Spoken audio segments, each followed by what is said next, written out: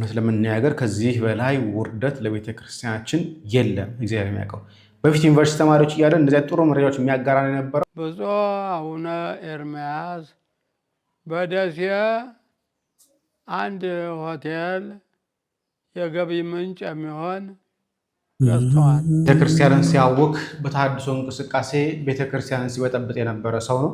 ከቃለ ዓዋዲ ጋር ሆኖ እንዲሁም ደግሞ የጉዞን የገዳሙን ስልክ ቁጥር ሳይቀር እዚህ ጋር ምስክርነቶች ላይ ገብታችሁ ማየት ትችላላችሁ። ይህች እህታችን ልጅ ወልጄ አራስ ቤት እያለው ስውሯ ማርያም ላይ እንደሌላው ማህበራዊ ሚዲያ ተከታትዬ አይደለም የነገርኳችሁ፣ በአካል ሄጄ ነው የነገርኳችሁ። ገዳሙ ጉዞ እንጂ ማዘጋጀት ክልክል ነው። አዳማ ላይ እሺ ለምን የለም ስትሉ አዳማ ላይ ደግሞ ገዳሙ መኪናውን አቆም አይደለም። ስለዚህ ይሄ እየተነገረ ግን ድጋሚ ስትመጣ ቀጥታ ነው የምንመልስ። ህዝቡን ነው ታብራለን። ድጋሚ ሰብስክራይብ ለምንድን ነው የማታደርጉት? አሁን ማርጉ። ሰላም ቤተሰቦቼ እንዴት ናችሁልኝ? እኔ ደህና ነኝ እግዚአብሔር ይመስገን። ለእናንተም በያላችሁበት የዓለም ዳርቻ እግዚአብሔር ሰላም የእናታችን የቅድስት ድንግል ማርያም አማላጅነት አይለያችሁ አይሌን። ዛሬም በአዳዲስና ወቅታዊ በሆኑ ጉዳዮች ለእናንተ ይዤ መጥቻለሁኝ ማለት ነው። ይህ ጫፍ ላይ ያሳየኋችሁ ቪዲዮ እንግዲህ ትክክለኛ መረጃዎች በቪዲዮ ተቀርጸው የቀረቡ መረጃዎች ናቸው። እንግዲህ በቅድስት ቤተክርስቲያናችን ላይ ብዙ ሹመቶች እየተደረጉ ነው ሰሞኑን። እንዲሁም በገንዘብም የከሌ አስተዳዳሪ እንደዚህ ሊቃነ ጳጳስ ሲሆኑ እየተባለ በገንዘብ እየተሿሿሙበት የነበረ ነገር አለ ማለት ነው። እሱንም የምናይ ነው የሚሆነው። ሌላው ደግሞ በፍኖተ ጽድቅ ውስጥ ወይንም ተሐድሶ ውስጥ እንቅስቃሴ ያደርግ የነበረው በበፊቱ በኢትዮጵያ ኦርቶዶክስ ተዋሕዶ ቤተክርስቲያን ውስጥ በአገልግሎት የምናውቀው ወንድማችን ከአሁን በፊት በፍኖተ ጽድቅ ውስጥ ወይንም ሌላ ተሐድሶ ማህበር ውስጥ ገብቶ እያገለገለ ነበረ። በአሁን ሰዓት ደግሞ ቤተክርስቲያን ውስጥ ለአሁን በቤተክርስቲያን ውስጥ ገብቶ ደግሞ አስተያየትና ሀሳቦችን ሲያቀርብ ያየነው ቪዲዮ መረጃ አለ። እሱንም የምናይ ይሆናል። ሌላው በደሴ ላይ እንግዲህ ብፁዕ አባታችን አቡነ ኤርምያስ ህንፃ ወይንም ሆቴል ገንብተዋል የሚባል ነገር አለ። ይሄ ሆቴል ውስጥ ከየት መጣ እንዴት መጣ ለህዝቡ መልስ ያልተደረገለት ነገር አለ። ህዝቡ ጥያቄ ውስጥ የገባበት አጋጣሚ አለ። እንግዲህ እሱንም የምናይ ነው የሚሆነው። ሌላው በሰፊ የምናየው ጉዳይ ምንድነው? የስውሯ ማርያምን ጉዳይ ነው። በስውሯ ማርያም ጉዳይ አዳዲስ መረጃዎችን አዳዲስ ቪዲዮዎች እየወጡ ይገኛሉ። አሁን በባለፈው ሳምንት እዛ በስውሯ ገዳም ሄጄ ድናለሁ፣ እጽናናለሁ፣ መንፈሴን አድሳለሁ ብሎ እዛ ገዳም ላይ የሚቀመጥ ሰው በስውሯ ማርያም ጉዞ ተጓዦች እና እንዲሁም የጉዞውን አስተባባሪ በሆነች አንድ ሴት ተገድሏል የሚባል ነገር ነበረ። እኛም ቪዲዮ ላይ ሰርተናል። ከዛ እሷ ሚዲያ ላይ ወጣ የተናገረችው ነገር አለ። የእውነቱ እነሱ ጋር ነው ወይስ እሷ ጋር ነው? እሱንም አብረን የምናይ ነው የሚሆነው። እና ተጠያቂዎች ማን ነው? የቤተክርስቲያኑ አስተዳዳሪ ነው? የቤተክርስቲያኑ አገልጋይ ነው? ወይስ የዛ ሀገር ሰበካ ጉባኤ ኃላፊ የሚባሉት ሊቃነ ጳጳሶች ናቸው የሚለው ነገር አብረን የምናይ ነው የሚሆነው። ብዙ ከህዝቡና ከተጓዦቹ የቀረበ ጥያቄ አለ። ያ የቀረበው ጥያቄ ምንድነው?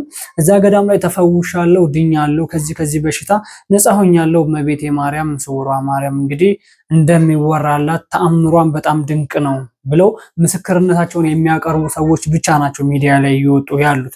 ሌላው እዛ ስውሯ ማርያም ላይ የሚደረግ በጣም መጥፎ ባህሪና መጥፎ ስነ ምግባር ያላቸው ሰዎች ስላሉ ያ ነገር ግን እዛ ተጓዦች ላይ የሚደርሰው ተጽዕኖ ሚዲያ ላይ እየወጣ አይደለም ያሉ ብዙ ሰዎች አስተያየት የሰጡ ሰዎች አሉ። እውነት ነው። አሁን እኛም እንዳየነው ስውሯ ማርያም ተአምረኛ፣ ፈዋሽ፣ አዳኝ ከተለያዩ በሽታዎች የምትፈውስ ገዳም ነች። ይሄ ግልጽ ጥያቄ የሚለው ምንም የሚነገርም ነገርም አይደለም። ብዙ ተአምር እያየን ስለሆነ ብዙ ምስክርነት እየሰማን ስለሆነ እዛ ገዳም ላይ ግን በዛ በገዳም ውስጥ በሚጓዙ ሰዎች እና የዛ ገዳም ፈላጭ ቆራጭ ነኝ በሚሉ አካሎች ብዙ ሰዎች እየተጎዱ ብዙ ሰዎች እየተንከራተቱ እንዲሁም ከገዳሙ ማህበር ውጪ ሌላ ጉዞ ገብታችሁ እዛ መዳንም መጸበል ማችሉ የሚባልበት አጋጣሚ አለ። ስለዚህ ይሄ ነገር ለምንድነው መፍትሄ የማይሰጠው እያሉ ይገኛሉ። ስለዚህ ለዚህም ሀሳባችንን የምንሰጥ ነው የሚሆነው ማለት ነው። ወደ መጀመሪያው ቪዲዮ ነው የምወስዳችሁ። ከዛ በፊት ግን ላይክ፣ ሼር፣ ሰብስክራይብ ማድረጋችሁ እንዳይረሳ። ሰብስክራይብ ለምንድን ነው የማታደርጉት? አሁን ማርጉ። በሰጣችሁ 5 ሰከንድ ላይክ፣ ሼር፣ ሰብስክራይብ አድርጋችኋል ብዬ ተስፋ አድርጋለሁ። ወደ መጀመሪያው ቪዲዮ ነው የምንሄደው። የመጀመሪያው ቪዲዮ የሚሆነው ብፁዕ አባታችን አቡነ ኤርምያስ በደሴ ከተማ ላይ ትልቅ ሆቴል ገንብተዋል የሚባል ነገር አለ። ይሄ ሆቴል የራሳቸው የግላቸው ነው ወይስ በሀገራቸው ላይ ወይንም እነሱ ነጳጳስነት የሚያስተዳድሩት ሀገር አለ፣ ደብሮች። ስለዚህ የነዛ ደብር ጥቅም ነው ወይስ የቤተክርስቲያኑ ጥቅም ነው ወይስ የነሱ ጥቅም ነው የሚለውን አብረን የምናይ ነው የሚሆነው። ለህዝቡ መልስ እስካሁን ድረስ መልስ ያላገኘበት አጋጣሚ ስለሆነ ነው። ይሄ ሆቴል የሳቸው ነው ወይስ የገዳማቱ በየቤተ ክርስቲያኑ ተሰብስቦ የተገዛ ሆቴል ነው የሚባል ነገር አለ። ስለዚህ እኔም እንደማውቀው መረጃ እንግዲህ የቤተ ክርስቲያኑ እንደሆነ ነው የማውቀው። እስኪ ብፁዕ አባታችን ማናቸው ስማቸውን ሰላማላቃ ይቅርታ ያሉት ነገር አለ፣ እንስማና ሀሳባችን እንስጣለን። ሁልጊዜ ከመለመን ለመዳን ራሳችንን ለመቻል ብፁዕ አቡነ ኤርምያስ በደሴ አንድ ሆቴል የገቢ ምንጭ የሚሆን ገዝተዋል። አንዳንዶች ሰዎች ሆቴል ቤት መሆን ሆስፒታል ቢሆን ይላሉ። ሆስፒታል ለማድረግ ቦታ ያስፈልገዋል፣ ለብቻ የሆነ ያስፈልገዋል። የነበረውን ነው ያንን ያገዙ። ያም ደግሞ በመጥፋቱ ነው። ያም ሆነ ይህ የገቢ ምንጭ ለማግኘት እንጂ ለራስ ለንግድ የተቋቋመ አይደለምና ይህንንም በሰላም ብታዩት፣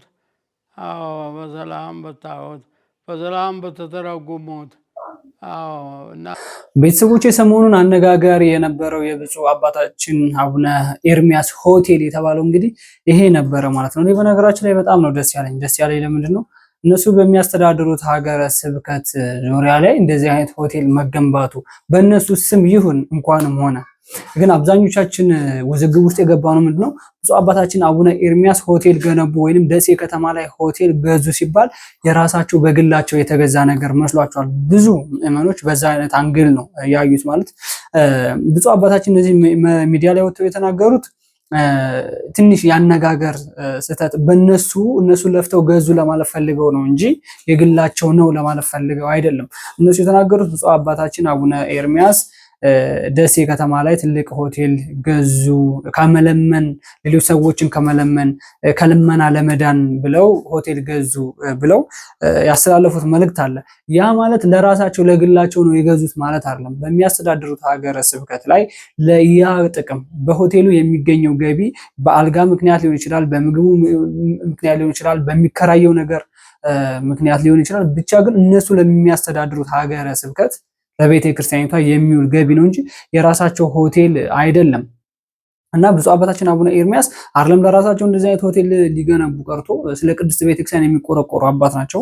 ለቅድስት ቤተክርስቲያን ቀድመው የሚገኙ ስለ ቅድስት ቤተክርስቲያን ሲናገሩ ከአንደበታቸው ንጹህ ቃላቶችን እያስወጡ በእልህ በቤተክርስቲያናቸው ለመጣባቸው ሰው ማለት ነው በእልህ የሚናገሩ ብፁዓን አባት አሉን የምንላቸው አባት ናቸው ብፁዕ አባታችን አቡነ ኤርምያስ። ሌሎችም ብፁዓን አባቶች አሉ የሉም እያልኩኝ አይደለም። ብፁዕ አባታችን አቡነ አብርሃም፣ ብፁዕ አባታችን አቡነ ናትናኤል ለቅድስት ቤተክርስቲያን የሚቆረቆሩ ብዙ ብፁዓን አባቶች አሉ በቅዱስ ሲኖዶስ ማለት ነው። ስለዚህ ይሄ ነገር ግን ትክክለኛው መረጃ ይሄ ነው። በነገራችን ላይ ለሚያስተዳድሩት ሀገረ ስብከት በእነሱ ስም በብፁዕ አባታችን አቡነ ኤርምያስ ስም ይሁን እንጂ የሆቴሉ ስም እኮ አይደለም።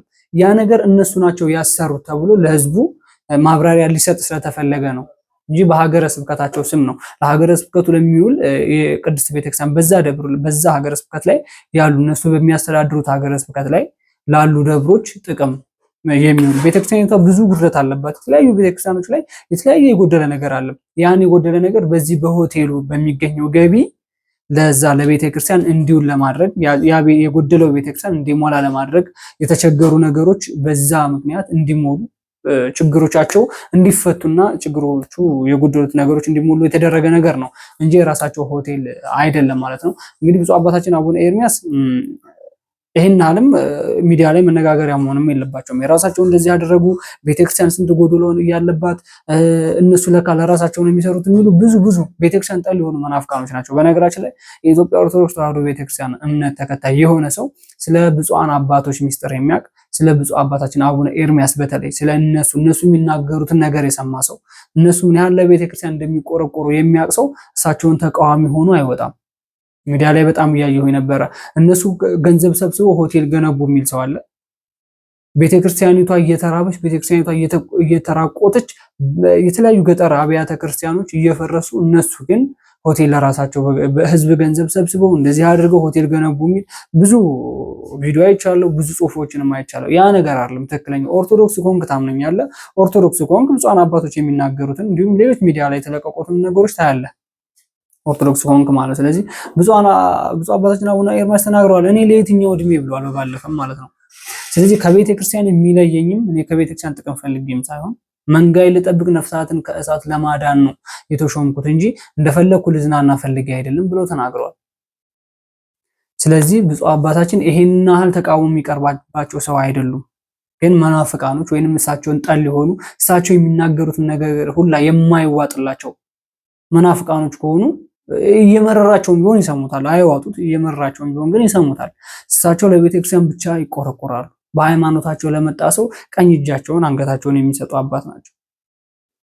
ቅዱስ ሲኖዶስ በተረበሸ ጊዜ ቅዱስ ሲኖዶስ ለሁለት መከፈል አለበት፣ ቤተክርስቲያኑ ለሁለት መከፈል አለባት፣ ሁለት ፓትርያርክ መሆን አለበት ባሉ ጊዜ ቀድሞው እየተናገሩ የነበሩ አባት እሳቸው ነበሩ። እሳቸውም ናቸው በሰዓቱ ሰዎችን ለማስታረቅ፣ ሰዎችን ለማስማማት፣ ሀገር ሰላም እንዲሆን፣ ብሔር ከብሔር እንዳይከፋፈል፣ ሃይማኖት ከሃይማኖት እንዳይገፋፋ ሰላማዊ መንገድ ፈልገው ለማስታረቅ የሚጥሩ ከጠቅላዩ ጋር ራሱ ጠቅላዩን ያስገረሙ አማርኞች እየተናገሩ የነበሩት ብፁዕ አባታችን አቡነ ኤርምያስ ናቸው።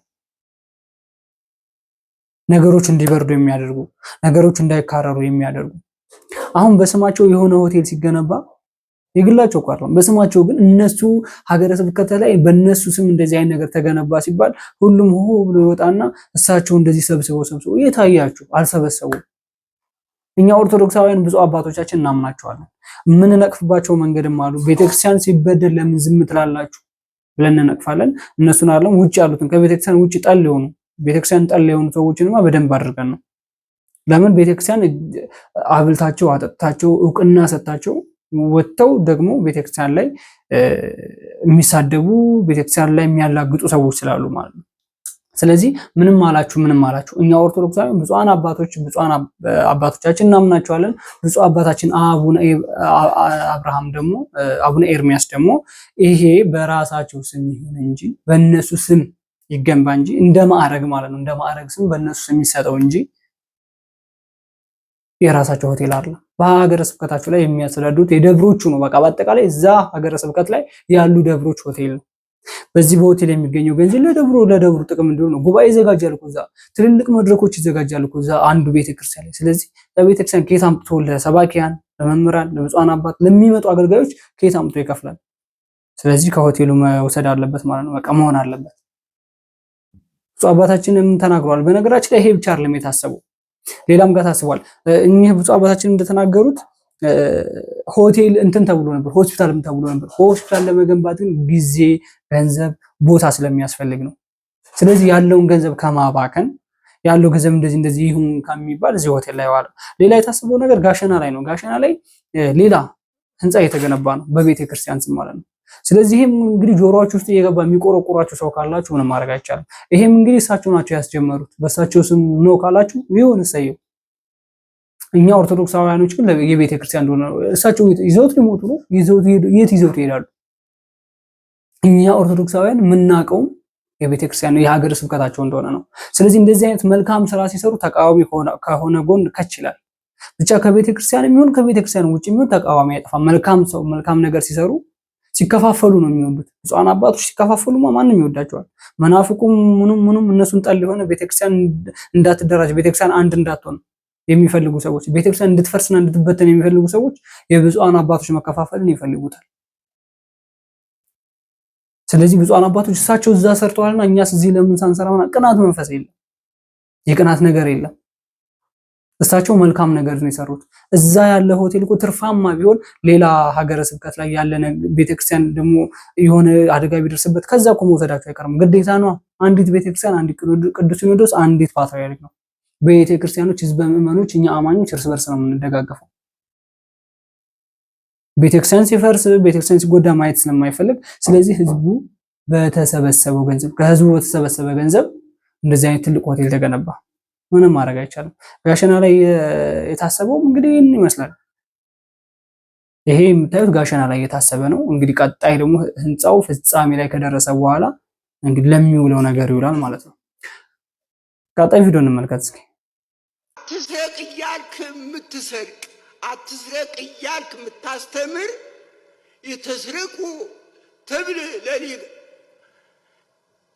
አንተ ትሰርቃለህ። አትስረቁ ትላለህ፣ አንተ ትሰርቃለህ። አንተ ጉቦ የተጠላ ነው ትላለህ፣ አንተ ጉቦ ትበላለህ። ይህ ነው ብፁዕ ቅዱስ አባታችን አሞጽ እውነትን ጠላችኋት፣ ጉቦ ትበላላችሁ። ብፁዕ አባታችን ይህን ነገር መድረክ ላይ ሲያስተምሩ ይህን ነገር ሌሎች የቅዱስ ሲኖዶስ አባል የሆኑ ብፁዓን አባቶች፣ የቤተክርስቲያን አስተዳዳሪዎች፣ ሰባኪያን ወንጌል፣ ዘማሪያኖች እንዲሁ ትልቅ ጉባኤ በተገኘበት የሊቃናት ጉባኤ ወይንም የቅዱስ ሲኖዶስ ስብሰባ ባለበት ላይ እንደዚህ ብለው ሲያስተምሩ አንድ ነገር ትዝ አለኝ። እሳቸው አትስረቅ ትላለህ፣ አንተ ግን ትሰርቃለህ፣ ጉቦ አትቀበል ትላለህ፣ አንተ ግን ትቀበላለህ እያሉ ሲያስተምሩ በትልቅ ብፁዓን አባቶች ከብፁዕ አባታችን አቡነ ማትያስ ቅዱስ ፓትርያርክ ማለት ነው ጀምሮ ያሉበት ስብሰባ ነበረ። ይሄ እነሳቸው የተናገሩበትና አንድ ነገር ትዝ አለኝ። ማለት ቤተክርስቲያን ውስጥ አስርቱ ትእዛዛት አሉ። ከአስርቱ ትእዛዛት መካከል የሰው ገንዘብ አትመኝ ወይንም አትስረቅ፣ የባልንጀራህን ንብረት አትመኝ የሚለው ነገር ነው። እሳቸው መናገር የፈለጉት እናንተ ታስተምራላችሁ ግን እናንተ ትሰርቃላችሁ ነው እያሉ ያሉት በግልጽ አማርኛ ማለት ነው። እና ይሄን ነገር ሲያስተምሩ ትዝ ያለኝ ነገር አለ። ቤተክርስቲያን ውስጥ ዳቆን ከፍሎ ዳቆን ለማገልገል ሲገባ ወይንም አንድ ቤተክርስቲያን ላይ ለመቀጠር ሲፈልግ ከፍሎ ነው በመቶ ሺህ ውስጥ የሚቀጠረው፣ ከፍሎ ነው የሚቀጠረው። ይሄ ሪል የሆነ ነገር ነው ማለት ብዙ ቦታ ላይ የታየ ስለሆነ ማለት ነው። ሌሎችም የቤተክርስቲያን አስተዳዳሪዎች ምናምን ሊሆኑ ይችላሉ። ብቻ አለ የሆነ ብቻ አለ። ግን እኔ ጋር የደረሰ መረጃ አለ ማለት ብፁዓን አባቶች ወይም የቤተክርስቲያን አስተዳዳሪ ወይም ቤተ ክህነት ውስጥ የሚገባ ሰው እንዴት ነው የሚገባው? በእውቀት ነው ማለት ትምህርት ያስፈልገዋል አይደል? አንድ መምህር እኮ የመድረክ ላይ ቆሞ ለማስተማር ሲፈልግ ቴዎሎጂ መማር አለበት። ሁሉም የተለያየ የሆነ የራሱን የሆነ ትምህርት አለው፣ የሚከፋፈል ትምህርት አለው። ሁሉም እንደ እውቀቱ ስለ መጋቢ አዲስ የሚባሉት መጋቢ ምናምን የሚባሉት ሊቀ ልሳናት የሚባሉት ሁሉም የራሳቸው ባጠኑት የቴዎሎጂ ትምህርት መሰረት ይመስለኛል። ስለዚህ ግን ወደ ዋናው ጉዳይ ስመለስ ይሄ የቤተክርስቲያን አስተዳዳሪዎች፣ የቤተክርስቲያን አገልጋዮች፣ ቤተክርስቲያን ውስጥ በክህነት የሚያገለግሉ ምናምን ሌላም የሆነ የደረሰኝ ነገር ስላለ ነው እና እስኪ ላንብብላችሁ። በጣም የገረመኝ ነገር ስላለ ነውና 1 2 3 4 5 6 7 8 9 10 11 አካባቢ ናቸው። እስኪ 3 4 5 6 7 8 9 10 11 አካባቢ ናቸውና አባ ጥዑመ ልሳን የክፍለ ከተማ ስራ አስኪያጅ ናቸው። 5 ሚሊዮን ብር ከፍለው ገብተዋል የሚል ነገር አለ እኔ ጋር የደረሰኝ ማለት ነውና እንግዲህ አባ ጥዑመ ልሳን 5 ሚሊዮን ብር ነው ከፍለው የሆነ ቦታ ገብተዋል። ክፍለ ከተማ ስራ አስኪያጅ ናቸው የሚባል ነገር አለ። እዚህ አባ ኪሮስ የመርካቶ አማኑኤል አለቃ ናቸው። እሳቸውም 5 ሚሊዮን ብር ከፍለው ይሄ ማለት ጉቦ ማለት እኮ ነው። ስለዚህ ብፁዕ አባታችን ቅድም እየተናገሩ የነበሩት ነገር ይሄ ነው። ጉቦ ወይንም አትስረቁ ትላላችሁ እናንተ ግን እንደዚህ አይነት ነገር ታደርጋላችሁ የሚባለው በዚህ አይነት ነገር ነው ማለት ነው። ሌላው ሶስተኛ ማለት ነው አባ ገብረስላሴ ይባላሉ። መርካቶ ራጉኤል አስተዳዳሪ ናቸው። እነሱም 5 ሚሊዮን ብር የሚለው አባ ተክለ ያሬድ የሲኖዶስ ጸሐፊ ናቸው። እሳቸው በእጅ አዙር ገብተዋል የሚባል ነገር ነው የመጣልኝ ማለት ነው። እንግዲህ እግዚአብሔር ነው የሚያውቀው። ሌላው 5ኛ ላይ አባ ሲራክ የስላሴ አለቃ ናቸው። እሳቸውም 5 ሚሊዮን ብር ነው የሚለው። 6ኛ ላይ ያሉት አባ ናኩቶሎ አብ ነው የሚለው ገደራ አማኑኤል ወደ ጣፎ መስመር ማለት ነው 3 ሚሊዮን ብር ከፍለዋል ነው የሚለው። አባ ኃይለ ማርያም ቦሌ ክፍለ ከተማ ሰባኪ ናቸው 2 ሚሊዮን ብር ይላል እሳቸውም። እስኪ ሌላ አለ ደግሞ አባ ላይኩን ደወሎ ስራ አስኪያጅ ናቸው። እሳቸው ደግሞ የእሳቸው ከፍ ይላል ትንሽ 6 ሚሊዮን ብር አካባቢ ነው የሚለው። ይቅርታ 11 አይደሉም 1 2 3 4 5 6 7 8 9 3 4 5 6 7 8 9 አባ ጥዑመ ልሳን አባ ኪሮስ የመርካቶ አባ ገብረስላሴ መርካቶ ራጉኤል አባ ተክለ ያሬድ ሲኖዶስ ጸሐፊ አባ ሲራክ የስላሴ አለቃ አባ ናኩቶሎ አብ ገደራ አማኑኤል፣ አባ ኃይለ ማርያም ቦሌ ክፍለ ከተማ እነዚህ ናቸውና የመጨረሻው አባ ላይኩን ደቡብ ወሎ 6 ሚሊዮን ብር የከፈሉት ማለት ነው። እነዚህ እንግዲህ ይህን ብር ከፍለው የገቡት ደሞዛቸው ከ120 ሺህ እስከ 400 ሺህ የሚከፈላቸው ሰዎች ናቸው ማለት ነው። ይሄ ብር የገባበት አካውንት እንግዲህ ይሄ ብር የገባበት አካውንት በነገራችን ላይ አዲሱ ገበያ እግዚአብሔር አብ ቤተክርስቲያን ዋና ጸሐፊ የሆነው ሲሳይ የተባለ ግለሰብ ላይ ነው ይሄ ብር ገብቷል እየተባለ ያለው። ስለዚህ የእውነት ይሄ ነገር እውነት ነው ወይ ብለን አንዳንድ ነገሮችን እንትን ባልን ጊዜ እውነት ነው የሚባል ነገር ነው ያለ። ስለዚህ መረጃ ደግሞ ብዙዎች ላይ ተለቋል። ይሄ በነገራችን ላይ ጸጋይቱ ላይም ተለቋል። ሜቢ ሐሰት አይደለም ትክክለኛ ነገር ነው። ስለዚህ ይሄን ነገር ነው አሁን ጵጵስናን ወይንም ብፁዓን አባቶች ብፁዕነታቸውን በክብር አይደለም እያገኘ ነው ያለ ነው። የሆነ በገንዘብ እየተገዛ የቤተክርስቲያን ማዕረግ በሆነ ሳንቲም እየተገዛ ነው። ብዙዎችን ሌሎች ብፁዓን አባቶች ከዛ በታች ያሉ ብዙ ቤተክርስቲያን ውስጥ ያሉ ሰዎች እንደዚህ አይነት ነገር አሉ። በተክሊል አግብቶ የሚፋታ ሰው አለ። ይሄ ሁላ መጋቢ ሐዲስ ምናምን ኢንጂነር ምናምን የሚባል ነገር አለ። መጋቢነት ምን ማለት እንደሆነ አያውቅም በነገራችን ላይ ይሄ መጋቢ የተባለው ግለሰብ ማለት ነው። ስለዚህ ይሄን ያክል ነገር ነው ቤተክርስቲያን ውስጥ ያለው። እንደዚህ አይነት ጉዶችን እንደዚህ አይነት ነገሮችን ለምንድን ነው ከብፁዓን አባቶች የሚሰማው እያሉ ብዙ መነጋገሪያ ስለሆነ ነው ወደ እናንተ ይዤ የመጣሁት። ስለዚህ ይሄ ከ2 ሚሊዮን እስከ 6 ሚሊዮን ብር ድረስ እየተከፈለ ቤተክርስቲያን ውስጥ ለማገልገል ከዛም በኋላ ደሞዙ በቂ ሊሆን ይችላል። ግን ይሄ ነገርስ ቤተክርስቲያን ትፈቅዳለች ወይ ነው? ይሄ እኛ የምንማረው ወንጌል ይፈቅዳል? ጉቦ አንድ ሰው ለምደው በትምህርት የማይገባው ቴዎሎጂ ከተማረ የሚጠበቅበት ቦታ ላይ የሚማረው እኮ ለማገልገል እኮ ነው። የሚማረው እኮ ስራ ለመስራት እኮ ነው። ስለዚህ ቤተክርስቲያን ውስጥ እያገለገለ ነው፣ ስራ ነው። እሱም እስከሚከፈለው ሰው ደግሞ ከሰራ ይከፈለዋል ነው። ስለዚህ ቤተክርስቲያን ውስጥ ያሉ ሰዎች ወይም ቴዎሎጂ የተማሩ ሰዎች ለምንድን ነው ሳይከፍሉ የማይቀጠሩት? እኛ በድቁና 100 ሺህ 200 ሺህ ምናምን ነበር የሚባል የሚሰማው። ስለዚህ በሚሊዮኖች የተቆጠረ ነገርም እንደዚህ አይነት ነገርም አለ ማለት ነው ቤተክርስቲያን። ስለዚህ ይሄ ነገር ህዝቡ ውስጥ ገብቶ ሰርጾ የቀረ ነገር ነው። እንዴት ነው ብፁዕ ብለን እነሱን የምንቀርበው? እንደዚህ አይነት ነገርስ በሚሊዮን ሰዎች ማዕረግ ሲሻሻጡ እንዴት ዝም ብለን እናያለን እያሉ ህዝቡ ውስጡን በጣም እየተራመሱ ያለ ጉዳይ ነው። ስለዚህ ይሄ ነገር ግልጽ ይሁን እያሉ ይገኛሉ ማለት ነው። ስለዚህ እባካችሁ ብፁዓን አባቶች ከታች ያለው ነገር ይበቃናል። የቤተክርስቲያን መፍረስ፣ የቤተክርስቲያን መንቋሸሽ፣ መናፍቃኖች የቤተክርስቲያን የሚሰደቡት ነገር ይበቃል። ውስጥ ያለው ነገር ውስጥ ያለው በገንዘብ ሽኩቻ፣ ውስጥ ያለው በገንዘብ ማዕረግ መሻሻጥና መገዛዛት፣ ውስጥ ያለው በገንዘብ ሰዎችን ከአንድ ደብር ወደ አንድ ደብር አስተዳዳሪ ስብከተ ወንጌል ኃላፊ ከነበረ አስተዳዳሪ ማድረግና በገንዘብ እንደዚህ አይነት ነገር በጣም ቢቀር የተሻለ ይሆናል ብዬ ገምታለሁኝ። እስኪ ቀጣይ ቪዲዮ ደግሞ እንመልከት። ቤተሰቦች እንግዲህ ይሄ በምስሉ ላይ የምትመለከቱት ሰው ኢዮብ ይመር ይባላል ማለት ነው። ይህ ሰው ከአሁን በፊት በምንፍቅና ላይ ወይንም ተሐድሶ ውስጥ በጣም እንቅስቃሴ እያደረገ የነበረ ሰው ነው። የኢትዮጵያ ኦርቶዶክስ ተዋሕዶ ቤተክርስቲያን እምነት ተከታዮች አገልጋዮችን፣ ካህኖችን ወደ ቃለ ዓዋዲ ውስጥ ወይንም ወደ ተሐድሶ ውስጥ ለመውሰድ እንቅስቃሴ ያደረገ ሰውና ማህበራትን ሰርቶ ሁሉም ወደ ቃለ ዓዋዲ ማህበር ጋር ሆኖ የኦርቶዶክስ አገልጋዮችን ወደዛ ለመውሰድና ከቤተክርስቲያን እንዲወጡ ለማድረግ በጣም እየታገለ የነበረ ሰው ነው። ይህም 5 የምንፍቅና መጽሐፎችን ጽፏልም አሳትሟልም። ስለዚህ ይሄ ሁላ ታሪክ ሳይረሳ አሁን ያለበትን ደረጃ ነው የምነግራችሁ።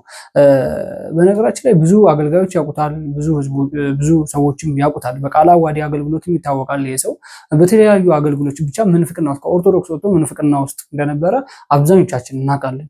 በአሁን ግን የሊቃናት ጉባኤ ላይ ፕሬዘንቴሽን ሲሰጥ ታየ ማለት ነው።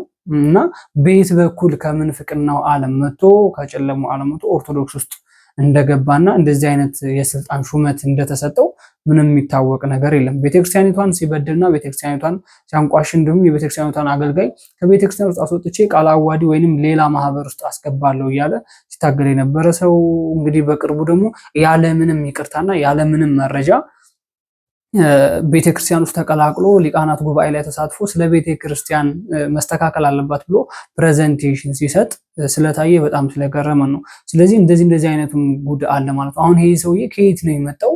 ከኦርቶዶክሱ ሲወጣ ይታወቃል። ቃለ ዓዋዲ ላይ ሲያገለግልም ታይቷል። ቃለ ዓዋዲ ላይ ከነል አሰግድ ጋር ከተለያዩ ተሐድሶ አገልጋዮች ጋር እዛ ሲያገለግል እንደነበረ ይታወቃል። ግን ከዛ ተመልሻለሁ፣ ይቅርታ አድርጉልኝ፣ ወደ እናት ቤቴ ተመልሻለሁ የሚል ምንም አይነት ጽሁፍም ሆነ ቪዲዮ በሱ በኩል የወጣ ነገር የለም ማለት ነው። አሁን ግን ስናየው በቃኛ ቤተክርስቲያን ውስጥ ቁጭ ብሎ አስተያየት ሲሰጥ ከሊቃውንቶች ጋር ቁጭ ብሎ በስብሰባ ላይ ስለ ቤተ ክርስቲያኒቷ ጥሩ ጥሩ ነገር አስተያየት ሲሰጥና ፕሬዘንቴሽን ሲያቀርብ ታየ። ስለዚህ ይሄ ነገር ከየት የመጣ ነው? ምንም መረጃ የለም እስካሁን። እኛ ራሱ እንደ አዲስ ነው የሆነብኝ በነገራችን ላይ ሳየው ራሱ አዲስ እንደ ቃለ ዓዋዲ ያልነበር እንደሚያገለግለው ነበር ያልኩት። ኦርቶዶክስ ቤተክርስቲያን ውስጥ ሲያገለግል አላቅም። አሁን ኦርቶዶክስ መድረክ ላይ ሲያገለግል ይሄው ፎቶ እንደምታዩት አለ። ከብፁዓን አባቶች ጋር ከሊቃውንቶች ጋር ምናምን ሁላ እያገለገለ ይገኛል ማለት። ስለዚህ በየት በኩል መጥቶ ገባ ነው። ሌሎች አገልጋዮች እንደዚህ ወደ እናት ቤተክርስቲያናቸው ተመልሰው ማገልገል የሚፈልጉ ማገልገል የናፈቃቸው ሽታው የናፈቃቸው ብዙ ሰዎች አሉ። እነሱን ግን መመለስ አልተቻለም። አሁን ይሄ ሰውዬ ሲፈልገው ይሄዳል፣ ሲፈልገው ይመጣል። ገንዘብ ወዳገኘበት ወደ አመነዘነበት ሚዛን ላይ አስቀምጦ ወደ አመነዘለበት የሚሄድ ሰው ነው ማለት። ስለዚህ እንዴት ተመለሰ? ምንም መረጃ የለም ማለት ነው። እስኪ እግዚአብሔር ይወቀው እንግዲህ። እንዲሁም ደግሞ የጉዞን የገዳሙን ስልክ ቁጥር ሳይቀር እዚህ ጋር ምስክርነቶች ላይ ገብታችሁ ማየት ትችላላችሁ። ወላዲተ አምላክ ራሷ እኔ ስውሯ ማርያም ገዳም ነኝ፣ ይህ የገዳሙ ጉዞ ነው። ስልክ ቁጥር ሳይቀር አውደ ምሕረት ላይ ሲመሰከር ሰምታችኋል። ስለ ፔጁ ሳይቀር ድንግል ማርያም በራእይ አሳይታቸው ብዙ ሕዝብ መጥቶ የዳነበት የመሰከረበት ነው። ዛሬም ይህ የአጋንንት ፈተና ነው። ዛሬም ይሄንን እናልፈዋለን። ነገር ግን ዛሬም እንድንሰጥ የተገደድንበት ምክንያት በዚህ የአጋንንት ፈተና ተታሎ ወደኋላ ከመዳን ሰው እንዳይቀር ነው። ዛሬም እናታችን ታድናለች። ዛሬም ገዳሟ ለምእመኑ ክፍት ነው። በማምላክ ኑ ዳኑ። ምክንያቱም እመቤታችን እዚህ ገዳም ብዙ ታሪክን ስትሰራ አይተናል። ከ21 ያ ልጅ አንደበቱ ከተፈታ ቀን ጀምሮ ብዙ ፈተናዎች እያጋጠሙን ይገኛሉ። ጠላት ዲያብሎስ ብዙን ዛቻውን ብዙን ነገር እያረገብን ይገኛል። እናንተ ያን ወደኋላ በመጣል እመቤታችንን አምናችሁ ገዳሙ ላይ ኑ። አሁንም ድህነቱ አለ። ዛሬም ብዙ ነገር አለና ማምላክ ከእናንተ ጋር ትሁን። እኛንም በጸሎት አግዙን። ጸሎት ያስፈልገናል። ምክንያቱም የብዙ ሰው ጸሎት ያስፈልገናል። ዛሬም ቆመን እንድናገለግል ነገም እንድንጠነክርና እመቤቴ ማርያም እንግዲህ ለሁላችሁም ደርሳ ደግሞ ለምስክርነት ታብቃችሁ። ዲያቆን ደረጀ ይባላለሁ። የስውሯ ማርያም አገልጋይ ነኝ። እንግዲህ እግዚአብሔር በወደደና በፈቀደ እስከዚህ ሰዓት ደርሰናል። እያንዳንዱን ነገር ስንሰራ እያንዳንዱን ነገር ስናገለግል ሁሉም ነገር እያንዳንዱ ፈተና አለው። እግዚአብሔር በፈቀደ እዚህ ደርሰናል። ነገር ግን ማንም እዚህ ራሱን ሊያሳይ ሳይሆን ይሄ ጨዋታ የምንጠላው በፕሮቴስታንቶች ነበር። ኦርቶዶክስም ላይ መጣ። ስውሯ ማርያም እንደዚህ ስልክ ተናገረች፣ ስውሯ ማርያም እንደዚህ አድርጋ ከነ ፔጅ የሚሄ ነው ብላ ተናገረች። በቃ ይሄ ጌም ፕሮቴስታንት ውስጥ ነበር ያለው። እንኳንም ያለች እና ሚዲያ ላይ የሚነገር ነው። ሲጀመር ስውሯ ማርያም ተነግሮ አይደለም ሳትነገርም ሰሚና ፈዋሽ እንደሆነች ይሄ በዓለም የታወቀ ጉዳይ ነው። ግን ፔጅን ተናገረች፣ ስልክ ቁጥር የሚሄ ነው፣ ከዚህ በላይ ጉዞ ከዚህ ውጭ ጉዞ እንዳትመጡ። ለማን የተናገረችው? ላንቺ የተናገረችው? ለኃጢአተኛዋ ሴት ልጅ በማህበር መካከል ዝም ትበል እኮ ነው የሚለው መጽሐፍ ቅዱስ። ታስተምር ትናገር እኮ አይልም፣ ዝም ትበል። ግን ለቤተክርስቲያኒቷ ለስውሯ ማርያም ቤተክርስቲያን ፈላጭ ቆራጭ ከአስተዳዳሪው በላይ ሆነሽ የምታዩ አንቺ ነሽ። እቺ ሴትዮ ነች።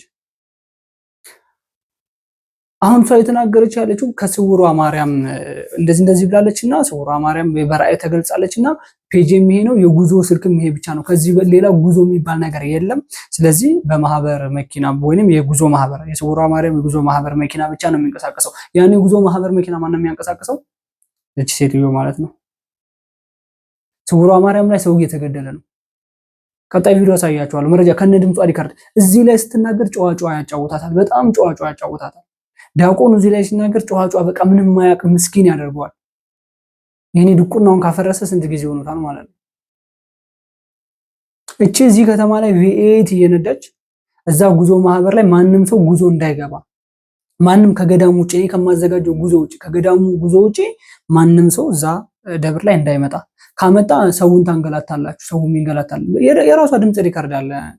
የሚዋሽ የሚቀጠል የሚጨመር ነገር አይደለም።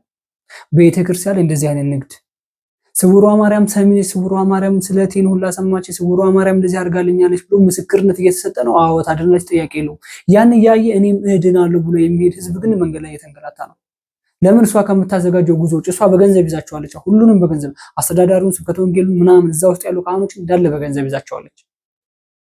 ከዛ ስለ ቤተ ክርስቲያን አንገቴን እሰጣለሁ ያለ ስለ ቤተ ክርስቲያን የሚቆረቆር ሰው በእሷና በሌሎች ጉዞ አዘጋጆች የተነሳ ይገደላል። አልተገደለም አትሉም? ተገድሏል ሰው። ቤተ ክርስቲያን ውስጥ ፈላጭ ቆራጭ የሆነው ሴት ሚዲያ ላይ ወጣ ስትናገር እኔ ሚዲያ ላይ ወጥቼ መናገር ስለማልፈልግ ነው እኔ ማገዝ የምፈልገው ቤተክርስቲያን ጥቅም እያገኘሽማ እንዴት ነው የማታግዡ? ጥቅም ከተገኘ እኮ ድምጽ ጥፍት ነው የሚደረገው። ሚዲያ ላይ ወጥተው የሚናገሩት ጉዞ ማህበርተኞች እኮ ወይ ጥቅም እስከሚያገኙ ነው ወይንም እዛ ቦታ ላይ ሄደው ድነው እንዲድኑ የሚፈልግ ሰው ስንት የታመመ ስንት ያልጋ ቁራኛ የሆነ ሰው አለ። ስለዚህ በሌላ መኪና መጥቶ እዚህ ስውሯ ማርያም ላይ ቢፈወስ ቢድን ምንድነው ችግሩ? ሌሎች ጉዞ አዘጋጆች ጥቅም ካለ እንኳን የሚጠቀሙ እንኳንም የተጠቀሙ ስውሯ ማርያም እንዳንቺ አንቺ እንደምትጠቀሚው ጥቅም እነሱ ቢጠቀሙ ምንድነው ጉዳቱ? ከቤተ ክርስቲያን ላይ ግን እኮ ጥቅም እኮ አይፈልግም። በስውሯ ማርያም ስም ሌላ ጋር ለምንድነው ጉዞ ማታዘጋጁ? ሌላ ጻድቃኔ ግሽኝ ምናምን ለምንድነው ጉዞ ማታዘጋጁ? ያንቺ ጉዞ የለም ግሽኝ ምናምን። ህዝቡ የሚጎርፈው ስውሯ ማርያም ነው። እዛ የዳኑ እየተፈወሱ ምስክርነት እየሰሙ ስለሆነ እኛም እንዳናል ብለው ይሄዳሉ፣ ይድናሉ። ጥያቄ የለውም። አንደበቱ የተፈታ ከኤችአይቪ የዳነ ከካንሰር ከተለያዩ ዲስክ መንሸራተት ምናምን ስውሯ ማርያም ላይ ድነዋል። አዎ ድነዋል። ጥያቄ የለውም። ግን አንቺ በመሰበሰቢው አንቺ የምትናገሪው ቃል አይደለም፣ አንቺ እንደተናገርሽው አይደለም፣ እውነታው አይደለም። ስውሯ ማርያም ላይ ተአምር ነው የሚሰራው። ደግሞ የሰው የውሸት ተአምር ደግሞ ከእናንተ ከጉዞ አዘጋጆች በተለይ ከአንቺ ከሴቷ አስተዳዳሪዎቹን አገልጋዮችን በገንዘብ እንደዚህ አጥረሽ ያስሻቸው ማለት ነው። ማን ነው ሰው ያስገደለው? ስውሯ ማርያም። ማን ነው ሰው ያሳሰረው? ማን ነው ሰው ያሳፈነው? ጉዞ ሌላ ማህበር ከየትኛው ማህበር ከአዳማ ምናምን እንዳይመጡ ያስደረገው ማን ነው? እኔ አይደለሁም ማትኝ ሪከርድ ስላለኝ እኔ ድምጽ ሪከርድ ቀጣይ ያሰማችኋለሁ። የቃለ እርቃን ሚዲያ ስውሯ ማርያም ሄዶ ተአምር አይቶ ነው የመጣው። ምንድነው ታዲያ ሚዲያ ላይ ወጣችሁ ስትናገሩ ምንም እንደማያውቅ እንደ ምስኪን እንደ ጨዋ ከቤተክርስቲያን ለቤተክርስቲያን መጥቀም እንጂ ከቤተክርስቲያን ጥቅም የማትፈልጉ ሆናችሁ የምትናገሩት? የቤተክርስቲያኑ አገልጋይ እዛ ሚዲያ ላይ ወጥቶ ሲናገር የተፈወሱትን ሰዎች ብቻ እንደዚህ ዳንኩኝ፣ ሌላ እዛ ቤተክርስቲያን ውስጥ ፋውል የሚሰራው ነገር ሳይመለከተ ታውቃለህ። ስለ ልጁ ሞት ለምን አልሰበክም? እዛ ቤተክርስቲያን ላይ ጉዞ ታግዷል። ሌሎች ምዕመኖች እኮ ስንት ቤተክርስቲያኑን ማገዝ የሚፈልጉ ሰዎች እኮ አሉ፣ በሌላ ጉዞ ማህበር መጥተው። እነሱ ለምንድን ነው የሚከለከሉት? ላሰማችሁ ድምጽ ሪከርዱን ከራሷና ከሌሎች ጉዞ ማህበርተኞች ላይቭ ላይ ያደረገችው የድምጽ ልውውጥ ስሙት። የሆነ ሰው እንደዚህ አይነት ቦታ ሲመጣ በእንደዚህ ልክ ተነግሯላ። አዳምጠኝ፣ በደንብ አዳምጠኝ። ተነግሯላ። ከዚህ በፊት አይቻልም ተብሏላ። ከገዳሙ ጉዞ ውጪ ማዘጋጀት ክልክል ነው። አዳማ ላይ እሺ ለምን የለም ስትሉ፣ አዳማ ላይ ደግሞ ገዳሙ መኪናውን አቆም አይደለ? ስለዚህ ይሄ እየተነገረ ግን ድጋሚ ስትመጣ ቀጥታ ነው የምንመልስ ህዝቡን ነው ታብራለህ ድጋሚ ማለት ነው። ስለዚህ እነነ ደግመ መተካል ደግሞ እነሱ ምን ሊወስዱ እንደሆነ አልገባኝም። ስለዚህ ከነሱ ጋር ታገኛቸው፣ ደግመ ስትመጣ ታገኛቸው ይልክ እነጋገራለሁ በደንብ ከነሱ ጋር። አይ በዚህ ልክ የእናንተ መኪና አዳማ እንደሚመጣ ዘንገታችሁስ ነው እንደዚህ ስታረጉ? ምን እና አንተን ምን ማናረግ ምን መልሳለን? አዳማ ምን መጣው ነነኑ ልንወስድ ነው። እናንተ ገዳማ አልገባንም፣ እናንተ ደብር አልገባንም።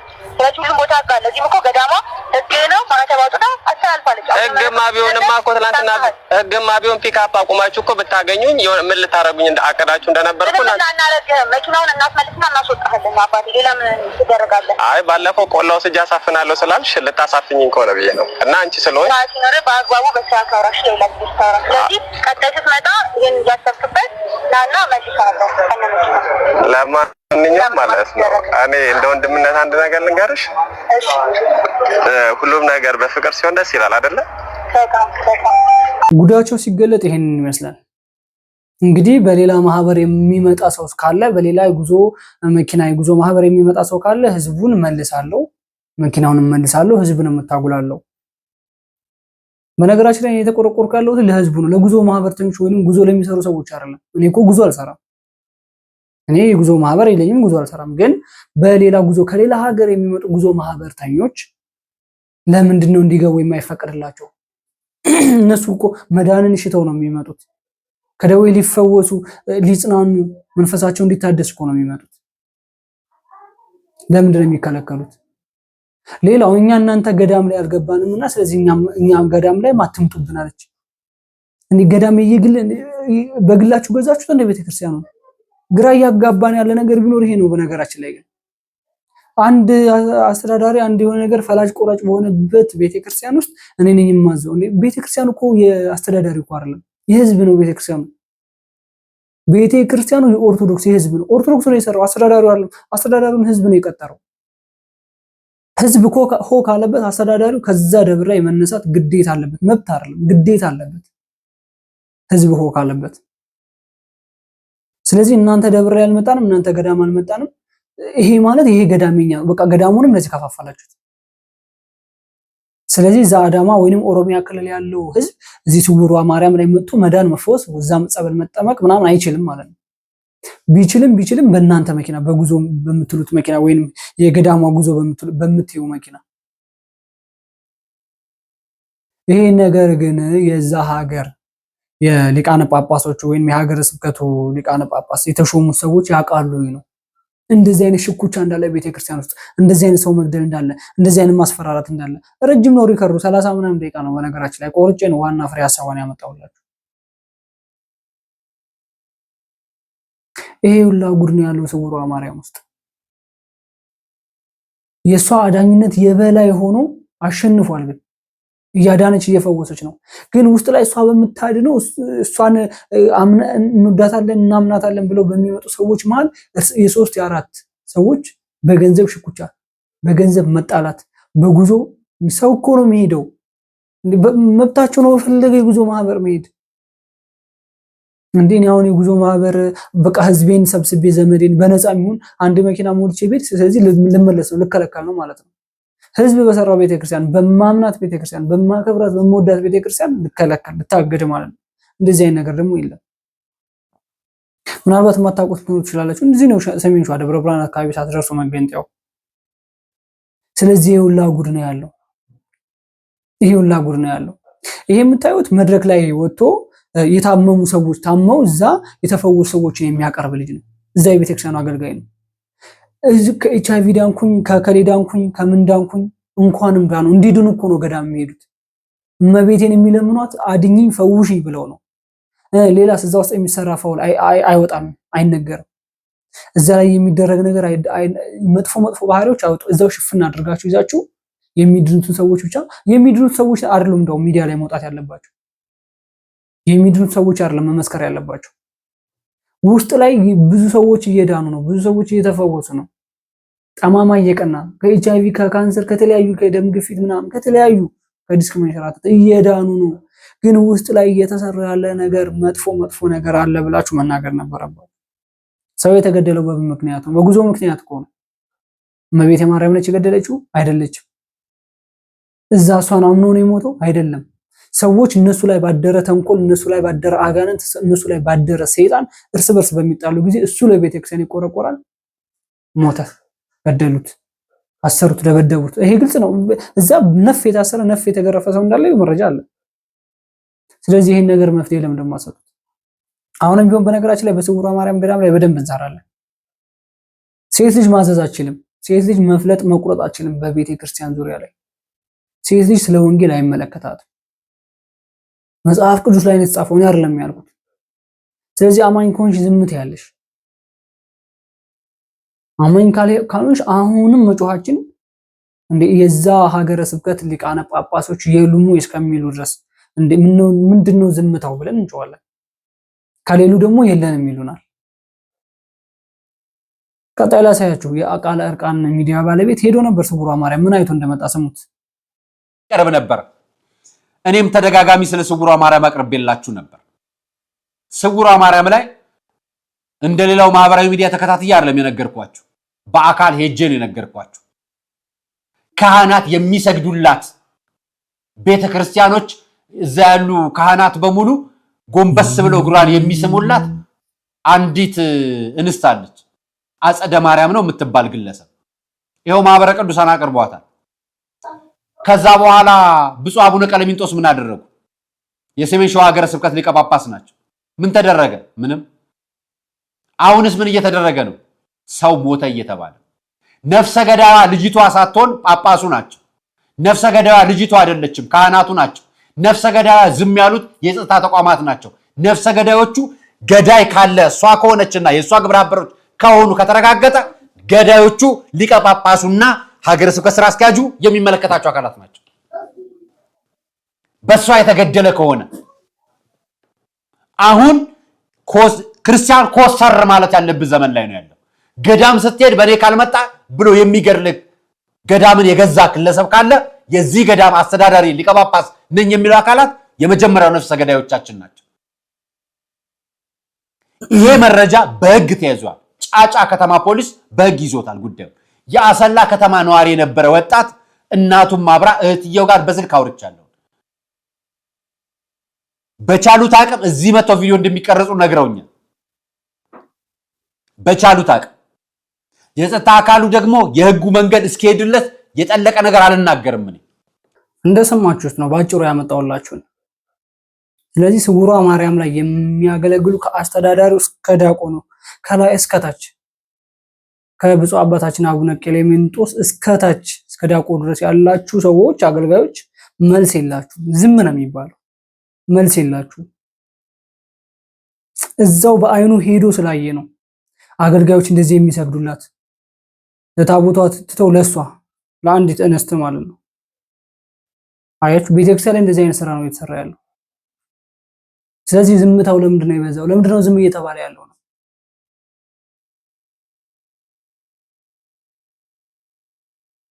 ልጅቷ 20 30 40 50 60 መኪና ነው በጉዞ መልክ የገዳሙ ነው ተብሎ የሚገባው። እሷ ግን ቪኤት ነው የምትነዳው። የሚገርማችሁ እንደ አይመለከተን ይችላል፣ ግን በገዳም ብር ነው አይደለም ጥያቄ የለውም በማን እንደሆነ። እዛ እየኖረች ሌላ ደግሞ ዛና አላት አንደለም እዛ በየሳምንቱ 50 60 መኪና እየገባ በሷ ስም ሌላ ደሞዝ ሌላ ስራ አላት አንልም። ቢዚ ነቻ። ስለዚህ ይሄን ነገር ያደረገው ማን ነው? በኔ ካልሄድክ በኔ ጉዞ መኪና ካልሄድክ እንደዚህ ትሆናለህ፣ ትመለሳለህ፣ አድንም አትፈወስም፣ እዛው ትቀራለህ። በገዳሙ ጉዞ መኪና ነው የምትንቀሳቀሰው። የገዳሙ ጉዞ መኪና በማን ስም ነው ያለው? በዚች በአጸደ ማርያም እህተ ማርያም በምትባል ነው። አገልጋይ ካህኖች በሷ ስር ነው ያሉት። ቤተክርስቲያኗ በአጠቃላይ በሷ ቁጥጥር ስር ነች። ከአስተዳዳሪው በላይ ሆና ፈላጭ ቆራጭ ሆና የተቀመጠ ሴት እሷ ነች። የተለያዩ ፕሮሞት ለሚሰሩላት ሰዎች ትከፍላለች። እሷ ጥሩ ነች ብለው ለሚያጨበጭቡላት ሰዎች ብር ትከፍላለች። ተፈወስን ዳንን ምናምን ለሚሉትም ትከፍላለች ነው የሚባለው። እንግዲህ ለምን ገንዘቧ እንዳይቀርባት ነው፣ ሳንቲሟ እንዳይቀርባት፣ በየሳምንቱ ሰው መጉረፉ እንዳይቆም። እንደዚህ አይነት ስራ ነው እየተሰራ ያለው ስውሯ ማርያም ውስጥ። ስለዚህ ጥንቃቄ አድርጉ። አሁንም ስለ ቤተክርስቲያን እንሰራለን። ይሄ ህግ ይዞታል እየተባለ ነው። ይሄ ከዳር እስከሚደርስ ድረስ ግን እኛ ለስውሯ ማርያም እንጮሃለን። ስውሯ ማርያም ሄደን እንፈወሳለን ለሚለው ህዝበ ምእመን በማንኛውም ጉዞ ማህበር መኪና እንዲሄድ እንጮሃለን፣ ድምጻችን እናሰማለን። ቤተሰቦች ለዛሬ ይዤላችሁ የመጣሁት ቪዲዮ ይሄን ይመስላል። ቀጣይ ደግሞ በአዳዲስ መረጃና በአዳዲስ ቪዲዮዎች እንገናኛለን። እስከዛው ድረስ ላይክ፣ ሼር፣ ሰብስክራይብ አድርጉ።